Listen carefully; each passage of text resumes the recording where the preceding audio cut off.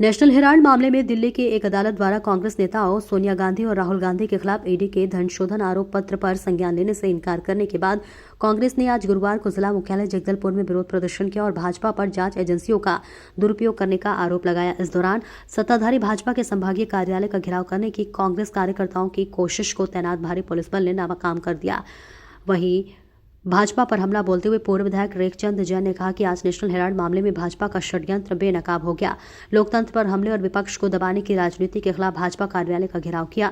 एजेंसियों का दुरुपयोग कर एक दशक तक हमारे राष्ट्रीय नेतृत्व की छवि धूमिल करने के बाद अब भाजपा बेनकाब हो चुकी है। कांग्रेस जिला अध्यक्ष सुशील मौर्य ने कहा कि नेशनल हेराल्ड मामले में अदालत के फैसले ने यह स्पष्ट कर दिया कि मोदी सरकार के केंद्रीय एजेंसियों को विपक्षी आवाज को कुचलने के लिए इस्तेमाल करें। उन्होंने कहा कि मोदी सरकार को जनता की सेवा करने के लिए मिला है, लेकिन वह संवैधानिक संस्थाओं का इस्तेमाल विपक्ष को परेशान करने के लिए कर रही है, जिसे कांग्रेस पार्टी कभी स्वीकार नहीं करेगी।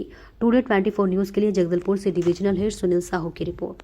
की सरकार, भाजपा की सरकार एक दशक से बनी हुई है, तब से हमारे सोनिया गांधी जी और राहुल गांधी जी के ऊपर नेशनल हेराल्ड के मामले में और ईडी, आईटी और सीबीआई के मामलों को लेकर लगातार उनके ऊपर कार्रवाई करने का जो आज द्वेषपूर्ण व्यवहार किया जा रहा था, उसको न्यायालय ने आज क्लीन चिट दे दिया है और हमारे सोनिया गांधी और राहुल गांधी जी को न्यायालय ने आज न्यायालय के माध्यम से आज सत्य की जीत हुई है। मोदी सरकार को होश आना चाहिए कि हमारे जो सोनिया गांधी और हमारे जो कांग्रेस पार्टी के विभिन्न हमारे जो कार्यकर्ता हैं, पदाधिकारी हैं, उनके ऊपर जो ईडी, आईडी के माध्यम से लगातार द्वेषपूर्ण जो भावनाएं कर रही है, उन सब से माफी मांगकर एक राजनीतिक द्वेष को भूलकर एक सामाजिक समरसता में आना चाहिए।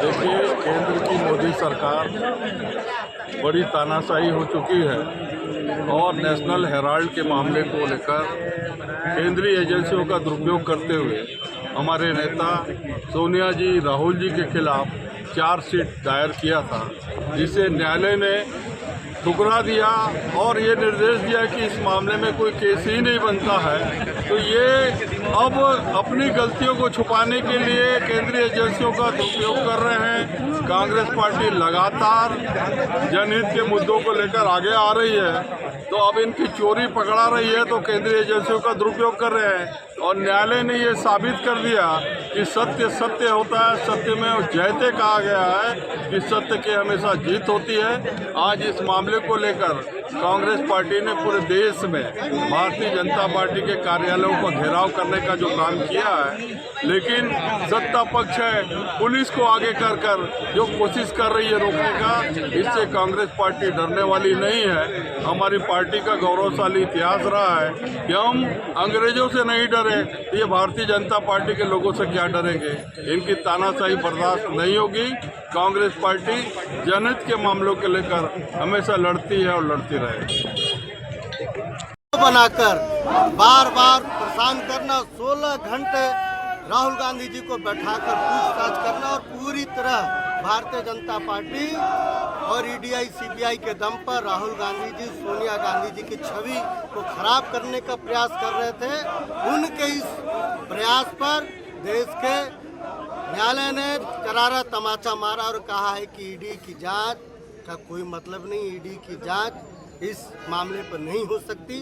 कुल मिलाकर भारतीय जनता पार्टी को सोचना चाहिए कि इस देश में राज करने के लिए आपने ईडी, आईडी, सीबीआई तमाम जांच एजेंसियों का आपने दुरुपयोग कर विपक्षी नेताओं को फंसाने का प्रयास किया, उनके छवि को गिराने का प्रयास किया है।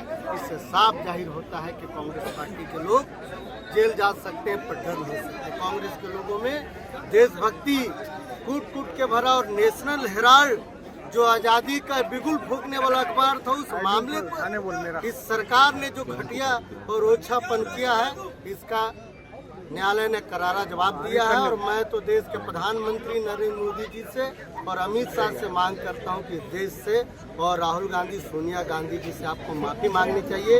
इसी के तारतम्य में आज भाजपा कार्यालय का प्रदेशव्यापी घेराव है और भाजपा के नेताओं से हमारी मांग है कि आप नरेंद्र मोदी और अमित शाह जो तड़ीपार नेता है, ऐसे लोगों के आप सह पर जो कांग्रेस के नेताओं के बारे में अनाप शनाप लिखते हो बंद करे। कांग्रेस के नेता पूरी तरह से पवित्र है। बस आप अपने नेता नरेंद्र मोदी और अमित शाह को समझाइए कि देश में इस प्रकार की राजनीति